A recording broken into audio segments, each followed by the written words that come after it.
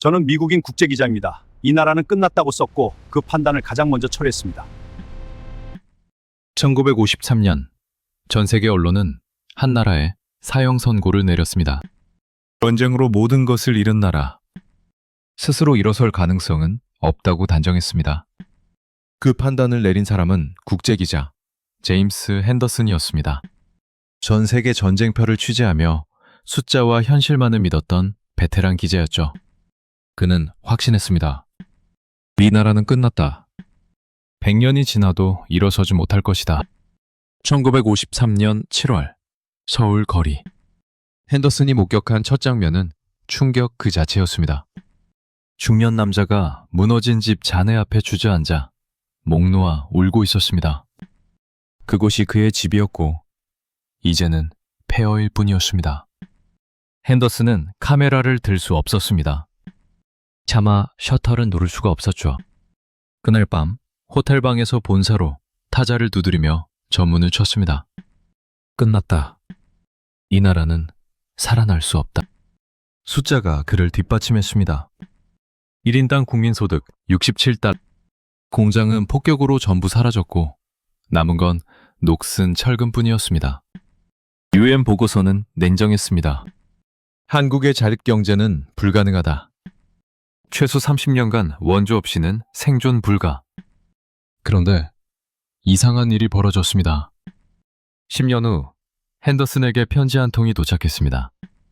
한국 정부 초청장, 경제개발 5개년 계획 성과 발표회. 그는 코웃음을 쳤습니다. 무슨 성과가 있겠는가? 호기심 반, 동정 반으로 다시 서울행 비행기에 올랐습니다. 1963년 가을, 김포공항에 내린 순간 핸더슨은 얼어붙었습니다. 10년 전의 서울과 달랐습니다. 건물이 올라가고 도로가 뚫리고 사람들의 옷차림과 표정이 달랐습니다. 믿을 수 없었습니다. 그는 미친 듯이 취재를 시작했습니다. 공장을 찾고 수출 현장을 누비며 데이터를 모았습니다. 수출액은 5배로 뛰었고 공장이 100개 넘게 생겼습니다. 이게 가능한 일인가? 그 순간 핸더슨은 깨달았습니다. 숫자와 보고서만 믿고 판단한 자신이 가장 크게 틀렸다는 것을. 왜 이 작은 나라가 폐허에서 이렇게까지 달려올 수 있었을까요? 그리고 왜 그 답은 한국에서만 나왔을까요? 그날 밤 핸더슨은 결심했습니다. 이 의문을 풀겠다고. 이건 기적이 아니며 뭔가 다른 이유가 있을 거라고. 그는 다시 카메라를 들었습니다. 이번엔 폐허가 아니라 부활을 기록하기 위해서였습니다. 잠깐. 아직 구독과 좋아요 누르지 않으셨다면 딱 1초만 시간 내서 부탁드립니다. 폐허의 풍경. 그 아이는 신발이 없었습니다. 1954년 1월 영하 15도. 핸더슨이 남대문 거리를 걷다가 본 광경이었죠. 7살쯤 되어 보이는 여자아이가 맨발로 눈 위를 걷고 있었습니다. 발바닥이 갈라져 피가 배어나왔지만 아이는 울지 않았습니다. 핸더슨이 다가갔습니다. 어디 가니? 아이가 고개를 들었습니다. 학교요. 오늘 받아쓰기 시험 봐요. 그 눈빛을 핸더슨은 평생 잊을 수 없었습니다. 서울의 겨울은 지옥이었습니다. 무너진 건물 잔해 사이로 천막촌이 형성됐습니다. 미군 천막을 이어붙인 판잣집들이 언덕을 뒤덮었죠. 연탄 연기가 골목을 채웠고 기침 소리가 끊이지 않았습니다. 한 칸짜리 방에 식구 7명이 살았습니다. 숫자는 더 잔인했습니다. 서울 인구 100만 명 중 30만 명이 판잣집 생활. 전력 생산은 전쟁 전의 40%, 공장 가동률은 10%도 안 됐죠. 철도는 끊겼고 다리는 무너졌습니다. 시청 앞 광장의 새벽 풍경은 더 참혹했습니다. 일자리를 구하는 사람들이 새벽 4시부터 줄을 섰죠. 일당 200환, 쌀 한 듯 값도 안 되는 돈이었습니다. 그런데 그 자리를 위해 사람들은 밤을 샜습니다. 핸더슨은 한 남자의 손을 봤습니다. 동상으로 손가락 2개가 썩어가고 있었죠. 병원에 가야 한다고 말했습니다. 남자가 고개를 저었습니다. 병원 가면 일을 못합니다. 일 못하면 애들이 굶습니다. 청계천 판잣집 골목. 한 여인이 깡통에 물을 끓이고 있었습니다. 북이라고 하기도 민망한 소금물에 배춧잎 몇 개 띄운 것이었죠. 그게 하루 3끼였습니다. 여인은 아이들에게 먼저 먹였고 자신은 남은 국물만 마셨습니다. 그런데 이상한 점이 있었습니다. 핸더슨은 베를린도 가봤고 바르샤바도 가봤습니다. 원정의 폐허는 어디나 비슷했죠. 사람들의 눈빛이 달랐습니다. 완전히 꺼진 눈이 아니었습니다. 경희 학교부터 그 순간 핸더슨은 자기 눈을 의심했습니다. 1955년 봄, 경기도 어느 시골 마을, 핸더슨은 미군 원조물자 배급 현장을 취재하러 왔습니다. 그런데 마을 입구에서 이상한 광경을 목격했죠. 수백 명의 사람들이 벽돌을 나르고 있었습니다. 뭘 짓는 겁니까? 핸더슨이 물었습니다. 마을 이장이 땀을 닦으며 대답했죠. 학교요. 우리 마을 학교 짓는 중입니다. 핸더슨은 멍하니 서 있었습니다. 집도 제대로 없는 사람들이, 끼니도 거르는 사람들이 학교를 짓고 있었습니다. 남자들은 무너진 벽을 쌓았고 여자들은 깨진 유리를 치웠죠. 아이들까지 작은 돌을 날랐습니다. 미쳤구나. 핸더슨은 속으로 생각했습니다. 당시 국제사회의 권고는 명확했습니다. 유엔 보고서, 세계은행 자료, 모든 전문가들이 같은 말을 했죠. 먼저 식량 생산을 늘려라. 주택을 지어라. 도로를 복구하라. 교육은 그 다음이다. 세계은행 수석 이코노미스트는 이렇게 말했습니다. 현 단계에서 교육 투자는 비효율의 극치다. 생존이 우선이다. 책은 배를 채워주지 않는다. 그런데 한국은 정반대로 가고 있었습니다. 핸더슨이 마을 이장에게 물었습니다. 지금 급한 게 학교입니까? 집도 부족하고 먹을 것도 없는데요. 이장이 담배를 한 대 피우며 대답했습니다. 선생님, 집은 나중에 지어도 됩니다. 하지만 아이들이 배울 때를 놓치면 안 됩니다. 한 해가 다르게 크는데 그 시간을 어떻게 되돌립니까? 핸더슨은 할 말을 잃었습니다. 그날 오후 완성된 학교 교실에 들어갔습니다. 충격이었습니다. 책상이 부족해서 아이들 셋이 하나를 같이 썼습니다. 연필도 모자라서 돌아가며 필기했죠. 교과서는 너덜너덜했습니다. 어떤 책은 여러 명이 찢어서 나눠 가진 상태였습니다. 칠판은 합판에 검은 페인트를 칠한 것이었습니다. 분필은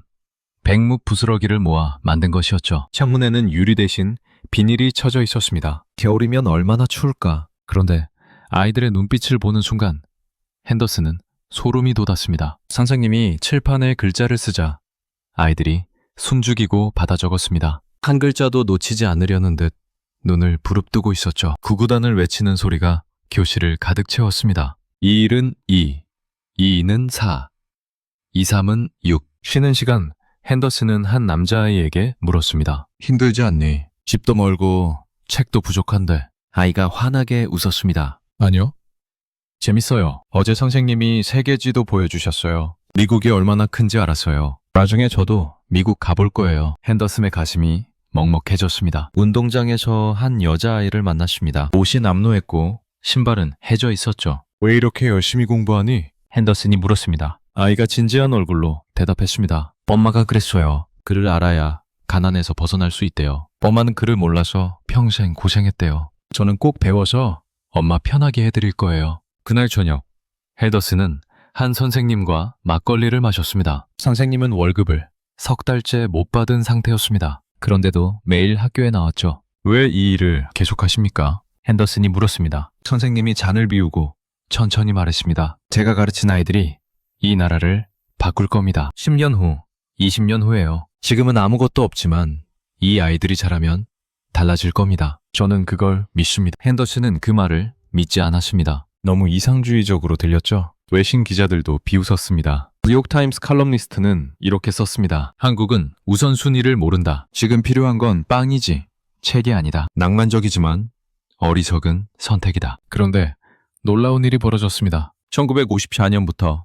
1960년까지 3,000개가 넘는 초등학교가 새로 지어졌습니다. 대부분 주민들이 돈과 노동력을 모아 만든 학교였죠. 정부 예산은 턱없이 부족했지만 사람들은 멈추지 않았습니다. 1960년 초등학교 취학률이 96%를 돌파했습니다. 같은 시기 동남아시아 평균은 50%, 아프리카는 30%였습니다. 핸더슨은 데이터를 보며 고개를 저었습니다. 이해가 안 됐습니다. 왜 이렇게까지 하는 걸까요? 그날 밤 핸더슨은 리포트를 마무리했습니다. 교육 열풍은 일시적 현상일 것이다. 현실이 곧 이들을 깨울 것이다. 하지만 교실에서 구구단 외치던 아이들의 목소리가 귓가에 맴돌았습니다. 그리고 맨발로 학교 가던 그 여자아이의 눈빛도요. 핸더슨은 몰랐습니다. 그 아이들이 10년 후 공장을 돌리고 20년 후 나라를 설계할 거라는 사실을 말입니다. 분석 속도의 논리. 그 숫자를 듣는 순간 기자들이 웃음을 터뜨렸습니다. 1962년 11월 서울중앙청 대통령 긴급 기자회견장이었죠. 플래시가 터지고 기자들이 몰려들었습니다. 발표 내용은 충격적이었습니다. 수출 목표 1억 달러 5년 안에 달성하겠습니다. 핸더슨은 옆에 있던 영국 기자와 눈을 마주쳤습니다. 둘 다 피식 웃었죠. 당시 한국 수출액은 고작 5천만 달러였습니다. 5년 만에 2배가 아니었습니다. 20배였습니다. 한 일본 기자가 손을 들었습니다. 카카, 그게 가능하다고 생각하십니까? 대통령이 단호하게 답했죠. 해야 하니까 가능합니다. 안 하면 우리는 죽습니다. 그날 밤 외신들은 일제히 조롱 기사를 쏟아냈습니다. 파이낸셜 타임스. 한국 정부는 산수를 배워야 한다. 이코노미스트 환상에 빠진 정부의 전형적 사례. 핸더슨도 비슷한 기사를 송고했습니다. 불가능한 목표는 국민만 지치게 한다. 그런데 한국은 토론하지 않았습니다. 회의는 다음 날 바로 끝났습니다. 가능성을 따지지 않았죠. 어떻게 할 것인가만 논의했습니다. 2주일 후 수출진흥회의가 시작됐습니다. 매주 화요일 아침 7시 대통령이 직접 주재했습니다. 문제가 생기면 그 자리에서 해결했습니다. 서류는 나중에 작성했고 결제는 사후에 받았죠. 완벽한 계획 같은 건 없었습니다. 일단 시작하고 부딪히며 고쳤습니다. 1963년 봄 핸더슨은 인천의 한 섬유 공장을 찾았습니다. 밤 11시. 그런데 공장은 불이 환하게 켜져 있었습니다. 기계가 쉬지 않고 돌아가고 있었죠. 노동자들이 교대로 일했습니다. 핸더슨이 공장장에게 물었습니다. 이렇게까지 해야 합니까? 사람들이 쓰러지겠습니다. 공장장이 피곤한 얼굴로 웃었습니다. 선생님, 안 하면 못 따라갑니다. 대만은 벌써 우리보다 앞서갔어요. 홍콩도 무섭게 치고 올라옵니다. 우리가 잠자는 동안 그들은 달립니다. 라인 위에서 한 여공을 만났습니다. 20살. 시골에서 올라온 지 석 달 됐다고 했죠. 손가락에 방치한고가 가득했습니다. 재봉틀에 찔린 상처였습니다. 힘들지 않아요? 핸더슨이 물었습니다. 여공이 고개를 저었습니다. 괜찮아요. 저 때문에 동생들이 학교 다녀요. 제 월급으로 동생 둘 중학교 보냅니다. 제가 조금만 더 열심히 하면 대학도 보낼 수 있어요. 새벽 2시.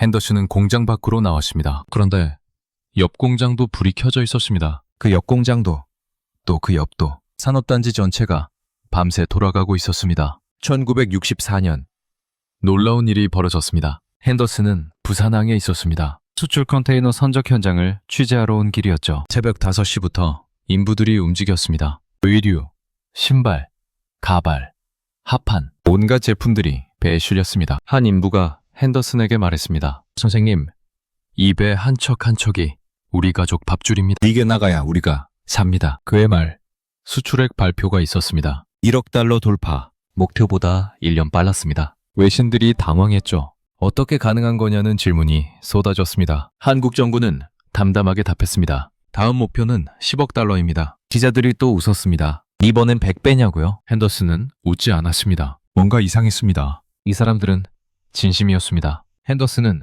데이터를 분석하기 시작했습니다. 다른 나라들과 비교했죠. 차이가 보이기 시작했습니다. 속도였습니다. 필리핀은 5년 계획을 세우는데 3년을 썼습니다. 한국은 3개월 만에 계획을 세우고 바로 실행했죠. 인도네시아는 외국 기술자를 기다렸습니다. 한국은 기술자 없이 시작하고 하면서 배웠습니다. 1961년 핸더슨은 다시 서울에 왔습니다. 거리가 완전히 달라져 있었습니다. 자동차가 넘쳐났고 빌딩이 솟아올랐죠. 백화점에는 물건이 가득했고 사람들 옷차림이 달라졌습니다. 무엇보다 표정이 달랐습니다. 5년 전의 절박함은 사라지고 자신감이 보이기 시작했습니다. 영동거리에서 한 청년을 만났습니다. 대학생이었죠. 핸더슨이 물었습니다. 이 나라가 어디까지 갈 것 같아요? 청년이 당당하게 답했습니다. 선진국 따라잡을 겁니다. 10년 안에요. 제 세대가 헤맬 겁니다. 핸더슨은 더 이상 그 말을 비웃지 않았습니다. 그날 밤 호텔방에서 핸더슨은 노트에 적었습니다. 이건 기적이 아니다. 전략이다. 토론보다 실행,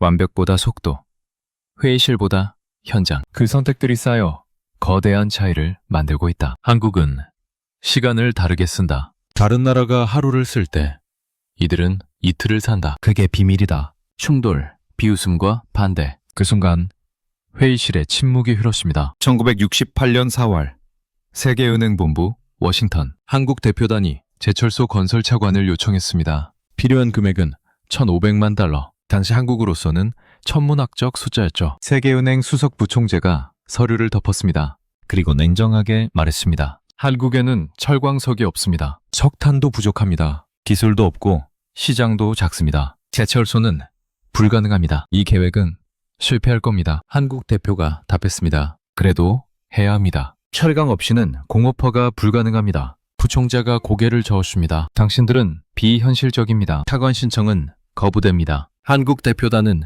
빈손으로 돌아왔습니다. 그날 밤 핸더슨은 서울에서 그 소식을 들었습니다. 역시 그렇군. 그는 고개를 끄덕였죠. 테디 은행이 옳았습니다. 상식적으로 불가능한 계획이었으니까요. 그런데 한국은 멈추지 않았습니다. 돈이 없으면 빌렸습니다. 세계은행이 안 되면 다른 곳을 찾았죠. 일본, 유럽, 어디든 두드렸습니다. 100번 거절당하면 101번 요청했습니다. 1969년 포항에 제철소 기공식이 열렸습니다. 외신 기자들이 몰려들었습니다. 핸더슨도 그곳에 있었죠. 한 미국 기자가 비아냥거렸습니다. 이게 완성되면 내 이름 거꾸로 쓰겠다고요. 다들 웃었습니다. 공사가 시작됐습니다. 기술이 없었습니다. 그럼 배웠습니다. 일본 기술자들을 불렀죠. 처음엔 가르쳐주지 않았습니다. 그럼 옆에서 지켜보고 따라했습니다. 한 젊은 엔지니어가 핸더슨에게 말했습니다. 선생님, 저희는 메모합니다. 일본 기술자들이 하는 거 전부 적어둡니다. 밤에 모여서 복습하고 다음날 다시 봅니다. 100번 보면 이해됩니다. 공사 현장은 전쟁터였습니다. 사고가 났습니다. 사람이 다쳤죠. 그래도 멈추지 않았습니다. 다친 사람은 병원 가고 나머지는 계속 일했습니다. 비가 와도 눈이 와도 공사는 계속됐습니다. 1970년 또 다른 반대가 시작됐습니다. 경부 고속도로였죠. 서울에서 부산까지 418km. 국제 전문가들이 고개를 저었습니다. 독일 건설회사는 조사 후 이렇게 보고했습니다. 지형이 너무 복잡합니다. 산이 많고 간이 많습니다. 최소 15년 걸립니다. 비용은 예상의 3배일 겁니다. 포기하십시오. 한국 정부가 답했습니다. 2년 반 안에 완성하겠습니다. 독일 기술자들이 웃었습니다. 불가능합니다. 물리적으로 불가능해요. 그런데 공사가 시작됐습니다.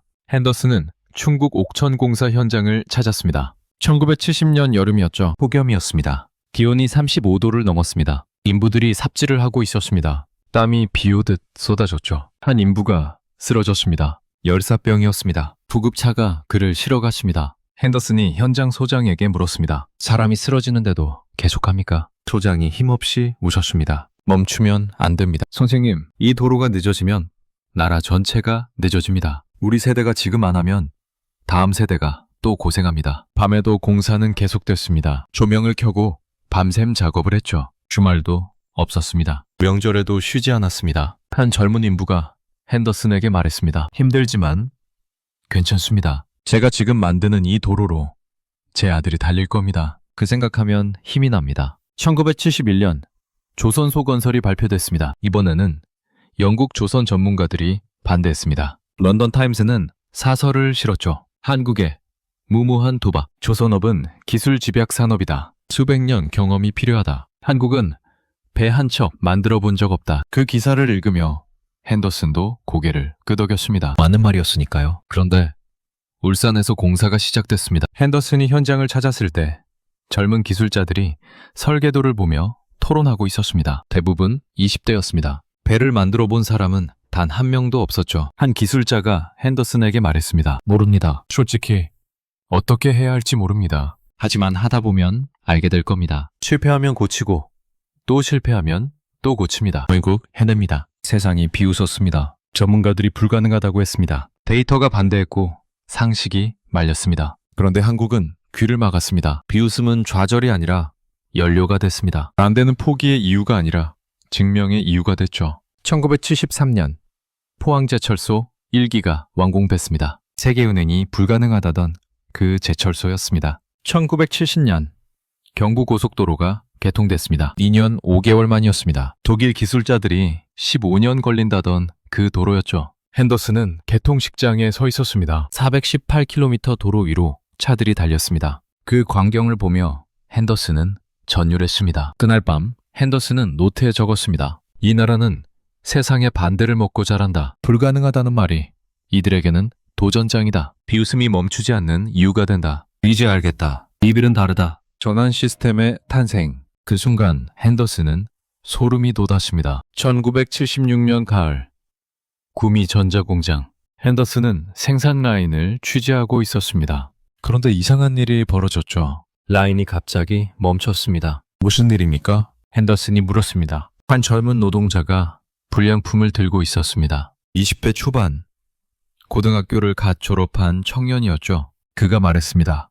여기 문제가 있습니다. 이 배로 가면 다음 공정에서 전부 불량 나옵니다. 원인 찾을 때까지 멈춰야 합니다. 라인 전체가 멈췄습니다. 기술자들이 모여들었죠. 도면을 펼쳤습니다. 수치를 다시 계산했습니다. 문제를 찾았고 고쳤습니다. 30분 후 라인이 다시 돌아갔습니다. 핸더슨은 충격을 받았습니다. 그는 일본 공장도 가봤고 유럽 공장도 가봤습니다. 그곳에서 라인을 멈추는 건 관리자의 권한이었죠. 말단 노동자는 그냥 시키는 대로 했습니다. 그런데 이 청년은 달랐습니다. 스스로 판단했고 스스로 멈췄습니다. 공장장에게 물었습니다. 저 친구가 특별한 겁니까? 공장장이 고개를 저었습니다. 아닙니다. 다 저렇습니다. 우리 직원들은 도면을 읽을 줄 압니다. 계산할 줄 알고 문제를 찾을 줄 압니다. 중학교만 나와도 기본은 다 배웁니다. 핸더슨은 그제야 깨달았습니다. 20년 전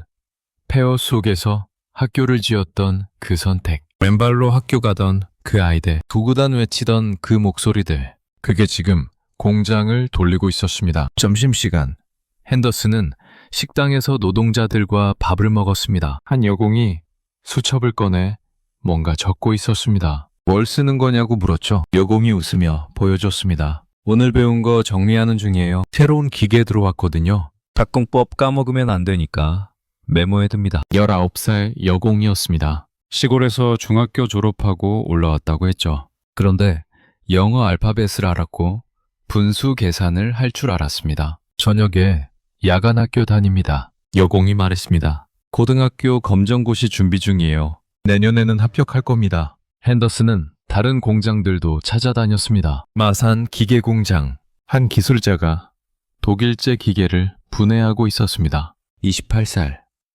공고를 졸업하고 입사한 지 5년째였죠. 뭘 하는 겁니까? 핸더슨이 물었습니다. 구조를 분석하는 중입니다. 기술자가 답했습니다. 이거 이해하면 우리도 만들 수 있습니다. 지금은 수입하지만 5년 후엔 우리가 만들 겁니다. 그의 책상 위에는 독일어 기술 매뉴얼이 놓여 있었습니다. 사전을 옆에 두고 한 줄 한 줄 번역하고 있었죠. 독일어 배운 적 있습니까? 핸더슨이 물었습니다. 없습니다. 기술자가 웃었습니다. 하지만 필요하니까 배웁니다. 매뉴얼 읽어야 기계 이해하니까요. 1978년 핸더슨은 삼성 반도체 공장을 찾았습니다. 번니치와 클린룸 안에서 기술자들이 웨이퍼를 검사하고 있었습니다. 평균 연령 25세. 대부분 대학을 갓 졸업한 청년들이었죠. 한 기술자가 현미경으로 불량을 찾고 있었습니다. 핸더슨이 물었습니다. 어떻게 그렇게 정확하게 쳤습니까? 기술자가 답했습니다. 패턴을 이해하면 됩니다. 대학에서 물리학 배웠고 회사에서 반도체 공정 배웠습니다. 이론과 실무가 합쳐지니까 보입니다. 핸더슨은 놀랐습니다. 20년 전만 해도 한국에는 제대로 된 대학이 몇 개 없었습니다. 지금은 수만 명의 대졸 엔지니어가 쏟아져 나오고 있었죠. 연구실에서 박사과정 연구원을 만났습니다. 31살. 미국 유학을 마치고 돌아왔다고 했습니다. 왜 돌아왔습니까? 미국에 있으면 더 좋지 않았습니까? 연구원이 진지하게 답했습니다. 한국에서 해야 할 일이 많습니다. 선생님, 우리 기술로 우리 제품 만들어야 합니다. 지금은 따라가지만 10년 후엔 우리가 앞서갈 겁니다. 그날 밤 핸더슨은 데이터를 정리했습니다. 1960년 대학 진학률 5%, 1980년 30%, 20년 만에 6배가 뛰었습니다. 이공계 졸업생은 매년 3만 명씩 쏟아져 나왔죠. 1950년대 문맹률 70%, 1980년 문맹률 3%, 30년 만에 완전히 뒤집혔습니다.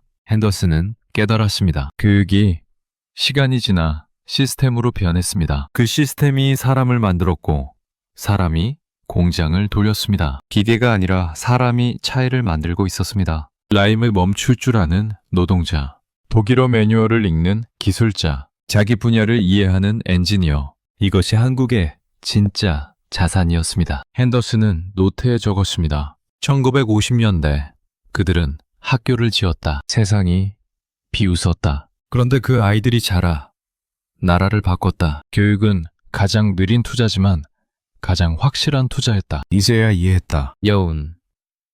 위기를 넘는 법. 그날 세상이 멈춘 것 같았습니다. 1997년 11월 서울 명동. 핸더슨은 은행 앞 긴 줄을 보고 있었습니다. 사람들이 예금을 찾으려고 새벽부터 줄을 섰죠. 어떤 이는 밤을 샜습니다. IMF, 구제금융, 국가부도 리기였습니다. 한 중년 남자가 통장을 움켜쥐고 울고 있었습니다. 핸더슨이 다가갔죠. 무슨 일이십니까? 남자가 떨리는 목소리로 말했습니다. 20년 모은 돈입니다. 딸 결혼 자금이었어요. 그런데 은행이 망한다지 않습니까? 이게 다 날아가면 전 어떻게 합니까? 외신들이 일제히 보도했습니다. 한국 경제의 종말, 아시아의 기적.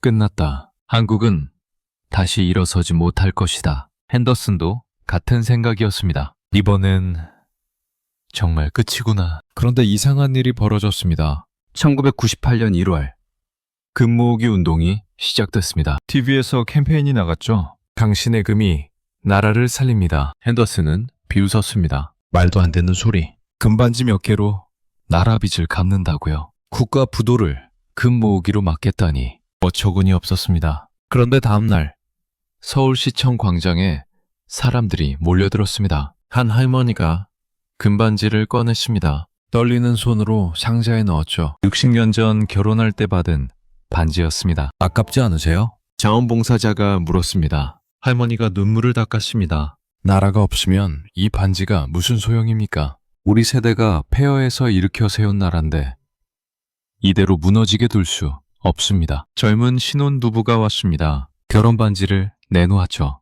둘 다 금반지를 빼서 함께 넣었습니다. 핸더슨이 물었습니다. 후회 안 됩니까? 남편이 아내 손을 잡으며 말했습니다. 반지는 다시 살 수 있습니다. 하지만 나라는 다시 못 삽니다. 우리 아이가 태어날 나라를 지켜야 합니다. 한 달 만에 350만 명이 참여했습니다. 모인 금이 227톤. 핸더슨은 믿을 수 없었습니다. 기업들이 무너졌습니다. 대기업들이 연쇄 부도를 맞았죠. 실업자가 거리에 넘쳐났습니다. 핸더슨은 영등포 고용센터를 찾았습니다. 20년 경력 엔지니어가 줄을 서 있었습니다. 50대 중반. 대기업 간부였던 남자였죠. 힘드시겠습니다. 핸더슨이 말했습니다. 남자가 고개를 들었습니다. 눈빛이 달랐습니다. 꺾이지 않았습니다. 괜찮습니다. 다시 시작하면 됩니다. 50이지만 배울 수 있습니다. 새로운 기술 익히고 다시 일하면 됩니다. 우리 세대가 한 번 해냈으면 두 번도 합니다. 2000년 핸더슨은 다시 서울에 왔습니다. 놀라운 광경이었습니다. 거리에 활기가 돌아왔습니다. IT 벤처 붐이 일었죠. 젊은이들이 창업을 했습니다. 강남의 한 벤처기업을 찾았습니다. 대표가 32살이었습니다. IMF 때 회사에서 잘렸다고 했죠. 절망하지 않았습니까? 핸더슨이 물었습니다. 대표가 웃었습니다. 처음엔 그랬습니다. 하지만 생각을 바꿨습니다. 위기는 기회다. 남들이 무서워할 때 시작하면 이깁니다. 아버지 세대가 폐허에서 시작했는데 전 뭘 못하겠습니까? 2008년 또 위기가 왔습니다. 글로벌 금융위기였죠.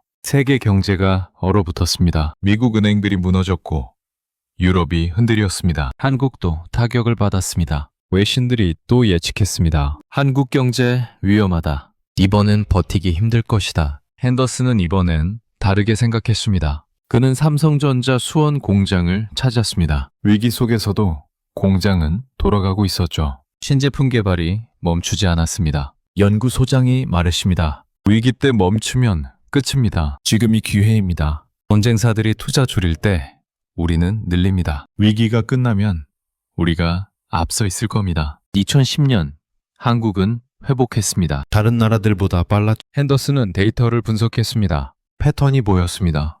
1970년대 오일 쇼크. 한국은 건설에서 전자로 옮겼습니다. 1980년대 경제 침체 반도체에 올인했죠. 1997년 IMF IT로 전환했습니다. 2008년 금융위기 스마트폰으로 도약했습니다. 위기마다 방향을 바꿨습니다. 피하지 않고 통과했죠. 넘어졌지만 일어섰고 일어서며 더 강해졌습니다. 핸더슨은 깨달았습니다. 이 나라는 위기를 두려워하지 않습니다. 위기를 구조를 바꾸는 신호로 받아들입니다. 실패는 끝이 아니라 새로운 시작입니다. 2020년 코로나가 왔습니다. 세계가 멈췄습니다. 공장이 닫혔고 국경이 봉쇄됐죠. 한국도 타격을 받았습니다. 그런데 한국은 또 달랐습니다. 진단 키트를 만들었습니다. 세계에서 가장 빨랐죠. 백신을 개발했고 방역 시스템을 구축했습니다. 핸더슨은 서울 거리를 걸었습니다. 마스크를 쓴 사람들이 질서 있게 움직였습니다. 패닉은 없었습니다. 한 약국 앞에서 할아버지를 만났습니다. 80대였습니다. 마스크를 사려고 줄을 서 있었죠. 무섭지 않으세요? 핸더슨이 물었습니다. 할아버지가 우셨습니다. 전쟁도 이겨냈는데 이것쯤이야. 우리 잘 버틸 겁니다. 늘 그래왔으니까요. 그날 밤 핸더슨은 노트에 적었습니다. 위기를 넘는 법. 한국은 안다. 피하지 않고 마주한다. 넘어져도 일어선다. 그리고 더 강해진다. 70년 동안 증명했다. 결심기적이 아닌 전략. 2024년 가을 핸더슨은 서울 한복판에 서 있었습니다. 86살. 그는 70년 전 자신이 섰던 바로 그 자리에 있었습니다. 남대문이었죠.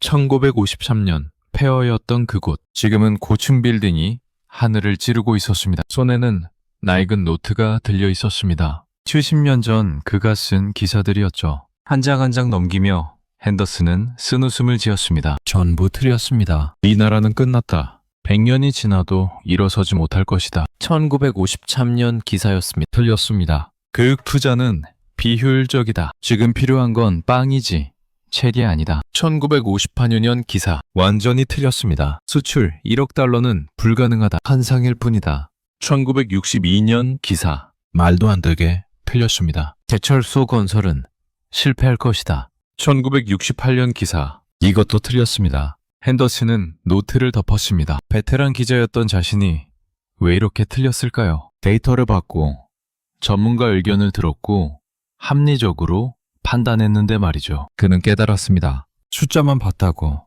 시스템만 봤다고, 정작 중요한 걸 보지 못했습니다. 사람이었습니다. 강남역 근처 카페에 들어갔습니다. 젊은 직원이 태블릿으로 주문을 받았죠. 25살쯤 되어 보였습니다. 대학원생이에요. 직원이 웃으며 말했습니다. AI 전공하고 있어요. 팝비 벌려고 저녁에만 일합니다. 내년에 졸업하면 스타트업 창업할 거예요. 핸더슨이 물었습니다. 힘들지 않나요? 직원이 고개를 저었습니다. 할머니가 그러셨어요. 자기 때는 신발도 없이 학교 다녔대요. 공장에서 밤샘 일했대요. 저는 카페에서 커피나 만드는데 뭐가 힘들겠어요. 할머니 세대가 더 대단하죠. 핸더슨의 가슴이 뜨거워졌습니다. 그날 오후 핸더슨은 국립중앙박물관을 찾았습니다. 한국 현대사 전시실이었죠. 사진들이 걸려 있었습니다. 1953년 폐허 사진, 판잣집과 굶주린 아이들, 1960년대 공장 사진, 밤새 돌아가는 기계들, 1970년대 고속도로 건설 사진, 땀 흘리는 노동자들, 1988년 올림픽 사진, 세계를 향해 손은 드는 사람들, 1997년 IMF 사진, 금 모으기 운동, 2002년 월드컵 사진, 붉은 악마, 2020년대 K-팝 사진, 세계를 열광시키는 한국 문화, 한 장 한 장이 핸더슨의 인생이었습니다. 그는 이 모든 순간을 취재했습니다. 전시실 마지막 벽에 문구가 적혀 있었습니다. 둘은 종로 포장마차에 앉았습니다. 왜 가능했을까요? 핸더슨이 물었습니다. 도대체 뭐가 달랐던 겁니까? 한국인 기자가 소주잔을 들며 천천히 말했습니다. 우리 부모님 세대는 선택지가 없었습니다. 죽거나 살거나. 그래서 미친 듯이 달렸죠. 우리 세대는 그 어깨 위에서 더 달렸습니다. 지금 젊은이들은 또 그 위에서 새로운 길을 만듭니다. K-팝으로, AI로, 우주로. 그게 답이었습니다. 세대가 세대를 이었습니다. 포기하지 않는 DNA가 전해졌습니다. 다음날 새벽, 핸더슨은 마지막 기사를 쓰기 시작했습니다. 70년 취재의 결론이었죠. 호텔방 책상 앞에 앉아 노트북을 켰습니다. 타자를 두드리는 손이 떨렸습니다. 한국의 성장은 기적이 아니었다. 교육에 대한 집착이었다. 왼발로 학교 가던 아이들이 자라 공장을 돌렸고 나라를 설계했다. 그 아이들의 자녀들이 반도체를 만들었고 손자들이 BTS를 세계에 알렸다. 속도에 대한 집요함이었다. 완벽을 기다리지 않고 출발했고 달리며 고쳤다. 남들이 10년 걸릴 일을 3년에 해냈다. 그 속도가 70년 쌓여 믿을 수 없는 거리가 됐다. 위기를 기회로 바꾸는 힘이었다. 전쟁, 오일 쇼크, IMF, 금융위기, 팬데믹. 매번 넘어졌지만 매번 일어섰다. 그리고 일어설 때마다 더 강해졌다. 함께 버티는 연대였다. 위기 때 금반지를 모았고 서로 손을 잡았다. 혼자가 아니라 함께 일어섰다. 그 힘이 불가능을 가능으로 만들었다. 이 모든 것은 전략이었고 실행이었다. 우연이 아니었다. 핸더슨은 마지막 문장을 썼습니다. 기자로서 나는 기록을 수정한다. 70년 전 나는 이 나라는 우연으로 여기까지 오지 않았다. 선택으로 왔다. 그 선택을 매일 실행한 사람들로 왔다. 오후 핸더슨은 인천국제공항으로 향했습니다. 공항 리무진 안에서 창밖을 바라봤습니다. 인천대교가 보였죠. 바다 위를 가로지르는 거대한 다리. 70년 전엔 상상조차 못했던 풍경이었습니다. 인천공항에 도착했습니다. 세계 최고 공항으로 선정된 곳이었죠. 깨끗하고 효율적이고 아름다웠습니다. 1953년 판잣집이 즐비했던 나라가 이런 공항을 만들었습니다. 체크인 카운터에서 한 젊은 직원이 환하게 웃었습니다. 편안한 여행 되세요. 유창한 영어였습니다. 핸더슨은 고개를 숙여 인사했습니다. 출국장으로 향하는 길, 면세점이 즐비했습니다. 한국 화장품, K-팝 굿즈, 전자제품, 세계인들이 사려고 줄을 섰습니다. 70년 전엔 원조 물자를 받던 나라였습니다. 게이트 앞에서 핸더슨은 뒤돌아봤습니다. 한 젊은 여성이 배낭을 메고 지나갔습니다. 20대 후반쯤 되어 보였죠. 어디 가세요? 핸더슨이 물었습니다. 아프리카요? 여성이 환하게 웃었습니다. NGO 활동가예요. 케냐에서 학교 짓는 프로젝트 하러 가요. 우리 할아버지 세대가 받은 도움을 이젠 우리가 돌려줄 차례잖아요. 핸더슨의 눈시울이 뜨거워졌습니다. 70년 전 이 나라는 도움을 받았습니다. 지금은 도움을 주고 있었습니다. 페어에서 시작해 세계로 손을 뻗고 있었죠. 탑승 시작 안내가 나왔습니다.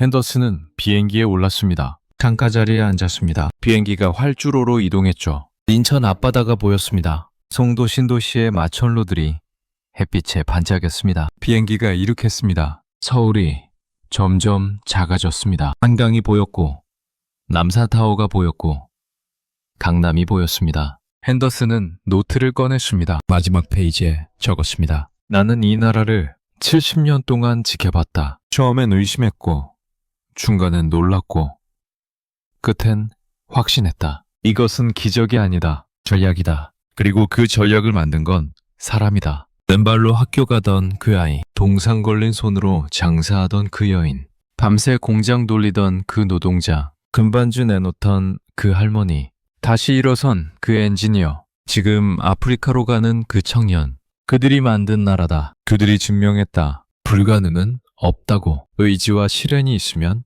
된다고. 세상은 한국을 기적이라 부른다. 하지만 나는 안다. 이건 기적이 아니다. 선택이다. 그리고 그 선택은 지금도 계속되고 있다. 핸더슨은 노트를 덮었습니다. 70년의 여정이 끝났습니다. 아니, 끝난 게 아니었습니다. 이건 계속될 이야기였습니다. 비행기가 구름 위로 올라갔습니다. 핸더슨은 눈을 감았습니다. 그의 입가에 미소가 번졌습니다. 고맙다, 한국. 네가 나에게 가르쳐줬다. 불가능은 없다는 것을, 의지만 있으면 된다는 것을, 그리고 가장 중요한 것, 사람이 전부라는 것을. 70년 전 페어에서 시작한 이야기, 지금은 전 세계가 배우는 이야기가 됐습니다. 핸더슨은 조용히 중얼거렸습니다. 이 나라는 우연으로 여기까지 오지 않았다. 그리고 이 이야기는 아직 끝나지 않았습니다.